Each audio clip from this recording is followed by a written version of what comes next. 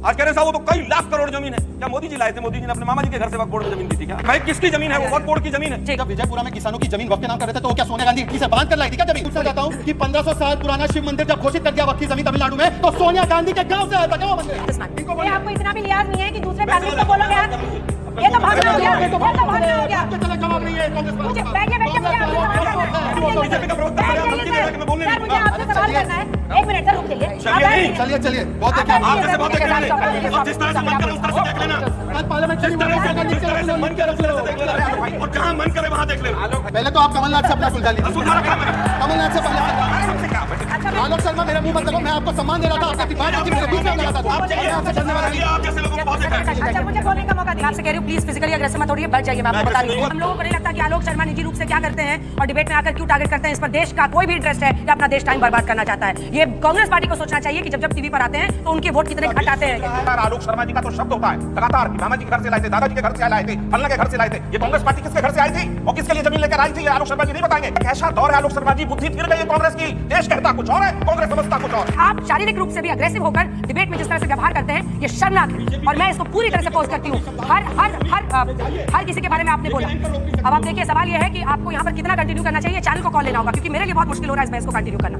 I am really sorry.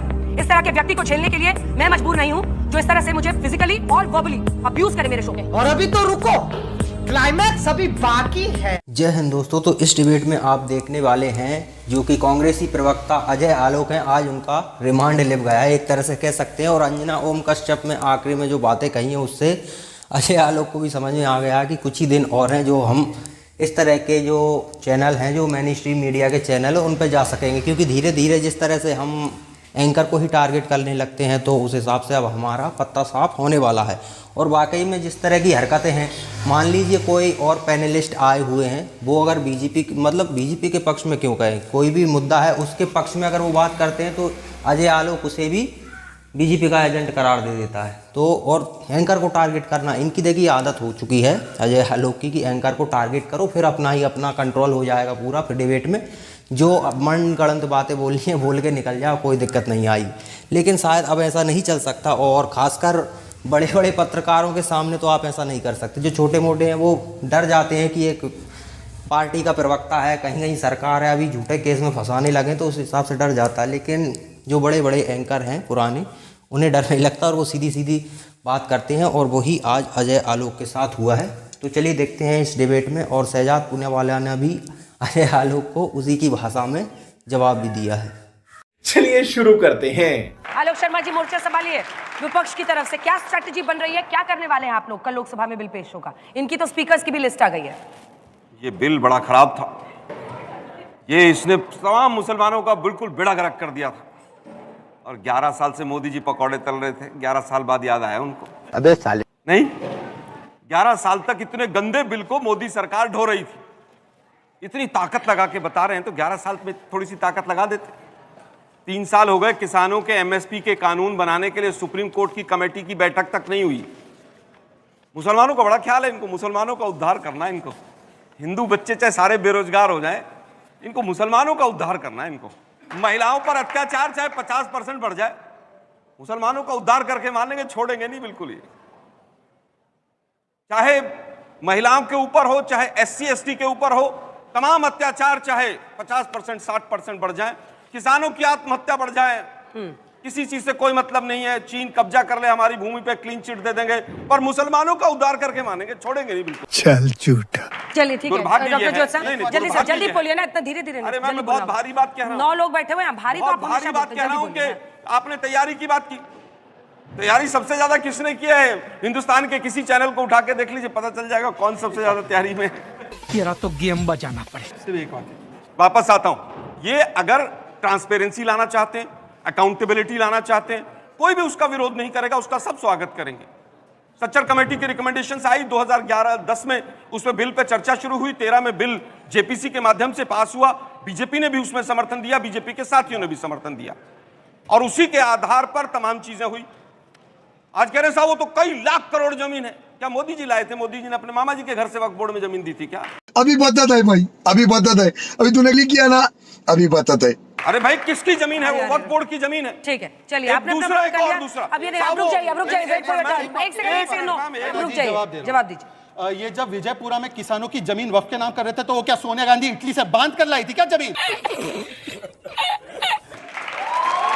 1500 साल पुराना शिव का मंदिर वक्फ के नाम कर रहे। अभी बीच में नहीं बोलेंगे, अंजना जी बीच में नहीं बोलेंगे। अंजना जी रोकिए, रोकिए अंजना जी, रोकिए। अंजना जी आपका काम है आपका घर में रोकना। आलोक जी रुकिए। अंजना जी रोकने का काम है आपका। अंजना जी रोकने का काम आपका है। अंजना जी आपका काम है रोकने का। मैं आपसे आग्रह कर रहा हूँ। मैं उनका मुंह नहीं दबा सकती हूँ, लेकिन उनसे विनती कर रही हूँ। मेरा भी गला फिर मत दबाइए। हाँ, मैं नहीं दबा रही, मैं बीच में बोलूंगा। बीच में मत बोलिए, चुप रहिए। मैं पूछना चाहता हूँ कि 1500 साल पुराना शिव मंदिर जब घोषित कर दिया वक्फ की जमीन तमिलनाडु में, तो सोनिया गांधी के गांव से आया था क्या वो मंदिर? नहीं।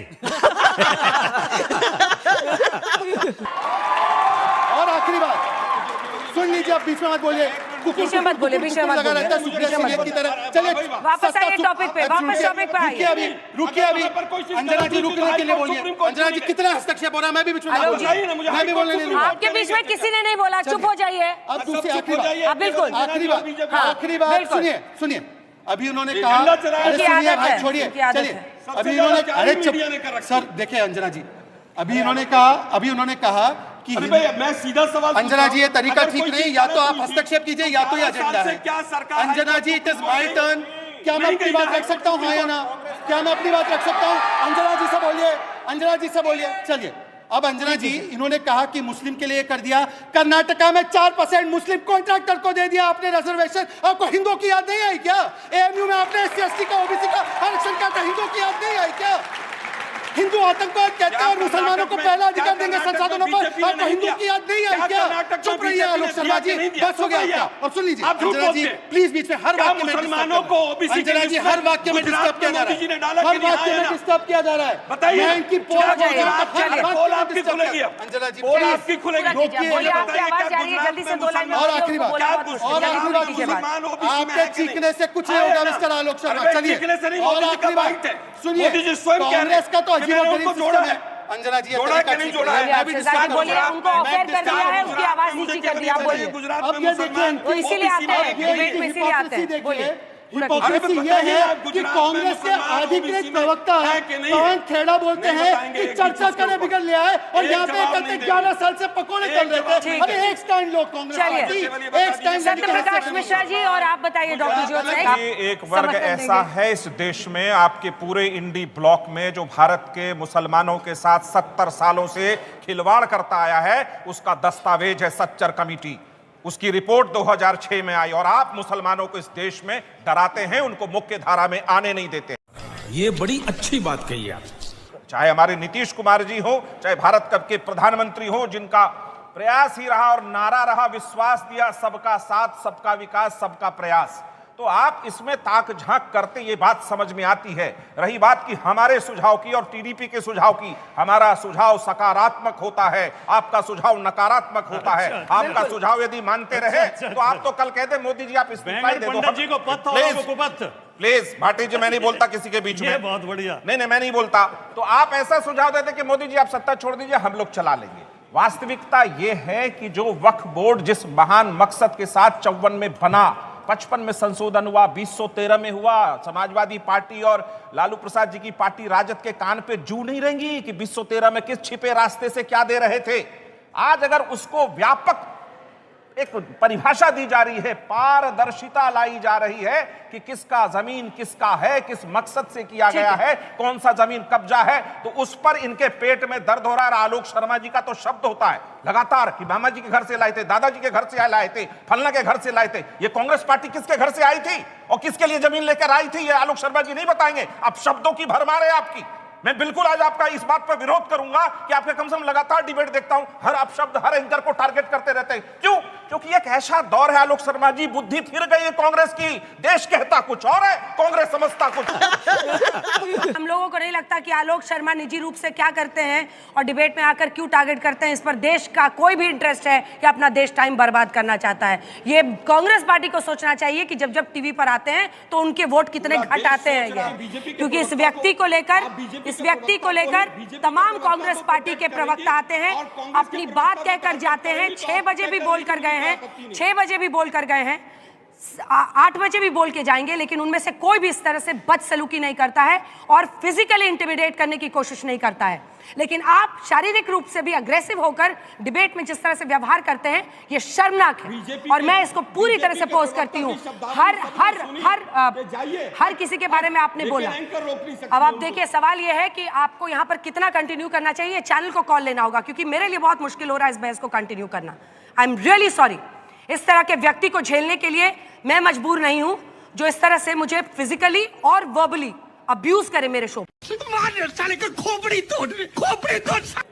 आई एम एब्सोल्युटली आपने क्या है। सत्यप्रकाश मिश्रा ने आकर आपको रोका है। आप चलिए, हटिए। सत्यप्रकाश मिश्रा ने आपको आकर रोका है। आपने नहीं रोका, लेकिन बीजेपी के आलोक प्रवक्ता जी, शिकायत अपनी जगह आप होती है। बुद्धिजीवी हैं, आपको इस बात को समझना चाहिए कि शो चल रहा है, डिबेट चल रहा है, आप अपने पक्ष को रखने के लिए स्वतंत्र है। ये क्या है मोदी जी का मामा? ये क्या है? अरे भाई, जमीन तरीका देने की नहीं, तरीका बात- नहीं है। जमीन देने की मोदी बात- जी देश के प्रधानमंत्री हैं, देश का जमीन है। आप बार बार इस चीज को क्यों बोलते हैं? मोदी जी का मामा, मोदी जी का मामा, फिर आपको सुनना पड़ेगा। किस तरह से मीडिया का एक एजेंडा चल नहीं, रहा आप है, डिबेट मीडिया का के स्तर बहुत बहुत नीचे नीचे हो रहा है। वक्फ बोर्ड की जमीन है, वक्फ भी निकाल साफ कह रहा दिया। हूं आप मैं। ये क्यों बोले थे बार बार कि मोदी जी के मामा? ये कहते हुए मुझे अच्छा नहीं लग रहा है। इनका दिमागी तवाज़ुन कुछ ठीक नहीं।